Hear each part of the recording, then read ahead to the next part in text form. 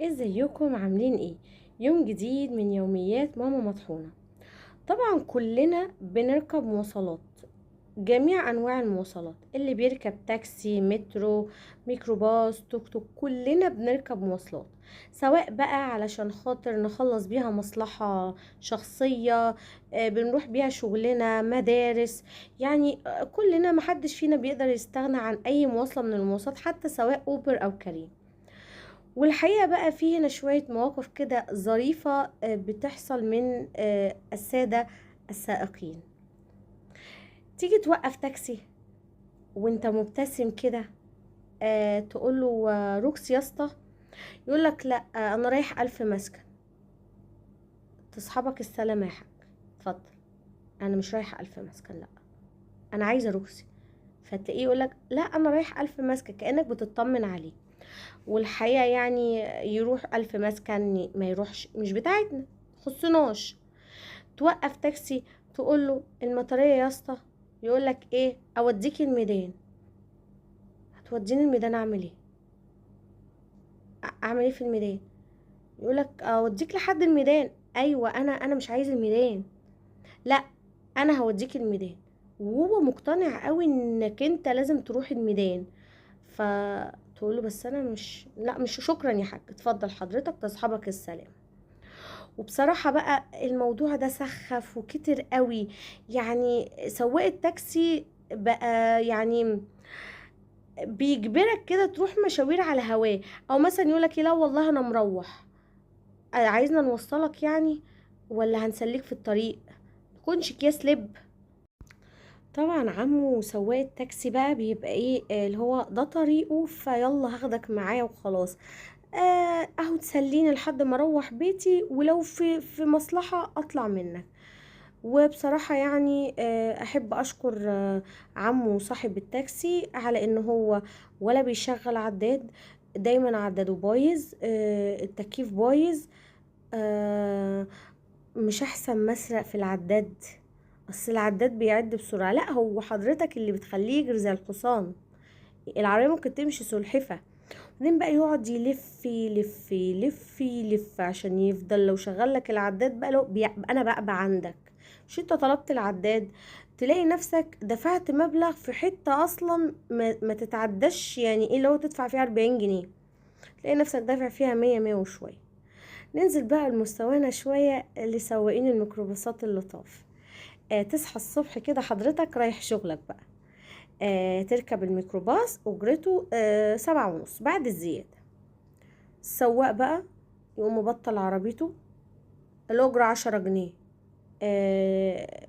ما هي 7:30 يا اسطى، لا 10 جنيه، مش طالع، ماليش مزاج اشتغل النهاردة، احنا متأخرين في بصمة عندنا امضى، مش طالع.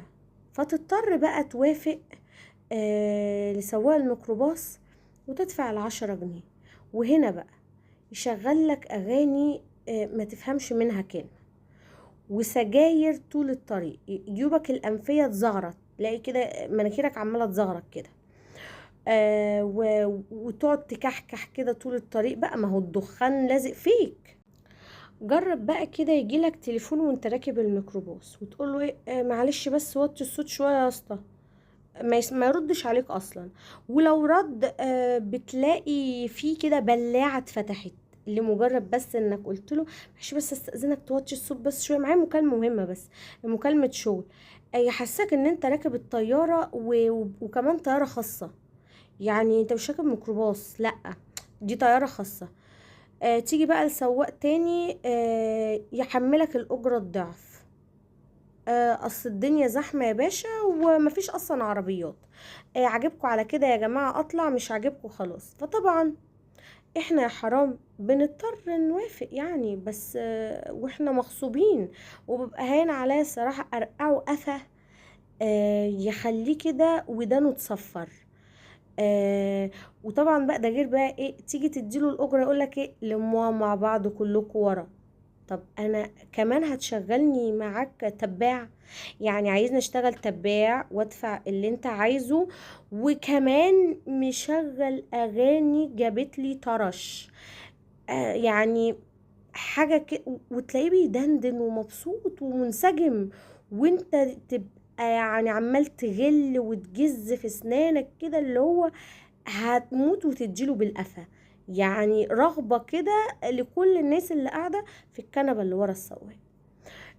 ننزل بقى لقاع السواقين كلهم، سواقين التكاتك بقى، اللي هم ايه بقى؟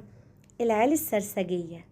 عيل صغير كده مبرشم، تلاقيه سواق توك توك، طفل اصلا، يقولك ايه؟ رايحة فين يا مدام؟ تقولي له ايه؟ انا رايحة المترو، النفر ب5 جنيه، وتلاقيه رافعلك شفته وحواجبه مع بعض. تقولي له طب انا مستعجلة. خلاص 10 جنيه، ده هي يا ابني حتة صغيرة. بقولك يا مدام، على الصبح كده، وتلاقيه اصلا عيل من دور عيالك ايه يعني. يا حبيبي ما تروح الحضانة، انت عندك حضانة، انت اللي مصحيك بدري، شربت اللبن يا ابني؟ تستعجب كده على الزمن. حتى التكاتك بتتنك، تقولك ايه؟ لا والله مش طريق يا باشا. مش طريقك ايه؟ مش طريق كده، انت خنفسة ماشية على الارض، صرصار ماشي على الارض. يعني يا رب يمنعوا التكاتك، الله يسامحوا اللي جاب لنا التوك توك ده، بقى بيمشي على البني ادمين، ده بقى اكتر مننا في البلد.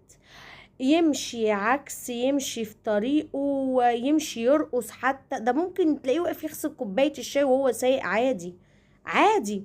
يعني يا جماعة مش كده، ارحمونا. حتى سواقين اوبر وكريم، صباح النصب وقلة الادب. يعني الواحد بقى بيتغفل كتير قوي. ايه ده؟ ارحمونا شويه. في زياده، ما كلنا الزياده دي علينا كلنا، عليكم لوحدكم. لكن احنا مضطرين، انا مضطر اركب عشان اروح اشغالي ولا اروح مصالحي. يعني احترموا نفسكم بقى، ما تتلموا.